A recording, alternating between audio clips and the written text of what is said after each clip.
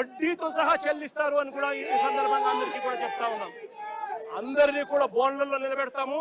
సాక్ష్యాలు ఆధారాలతో సహా యూనిఫామ్లు ఒక్కొక్కరికి కూడా ఇప్పించి వీళ్ళందరితో పాటు ఈ కాన్స్పిరసీలో భాగమైన ఇతర రాజకీయ నాయకులు ఎవరైతే చేసినారో వాళ్ళందరినీ కూడా ఒక్కలో పెట్టి న్యాయం జరిగేట్టుగా వడ్డీతో సహా వీళ్ళంతా కూడా చెల్లించే పరిస్థితి కూడా వస్తుందని కూడా ఈ సందర్భంగా ప్రతి ఒక్కరికి కూడా హెచ్చరిస్తా ఉన్నా.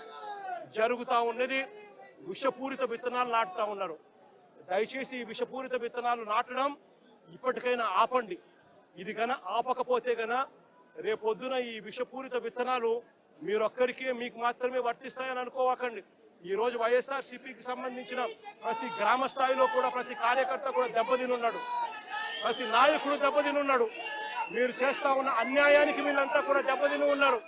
వీళ్ళంతా రేపొద్దున మా ప్రభుత్వం వచ్చినప్పుడు వీళ్ళంతా కూడా మీ విషపూరిత విత్తనాలు ఆ రోజు పెద్ద చెట్లు అయినప్పుడు వీళ్ళు గల స్పందించే తీరు స్పందిస్తున్నప్పుడు మీకేం జరుగుతుంది అని కూడా ఆలోచన చేసుకోమని చెప్పి చంద్రబాబు నాయుడు గారిని గట్టిగా హెచ్చరిస్తా ఉన్నా.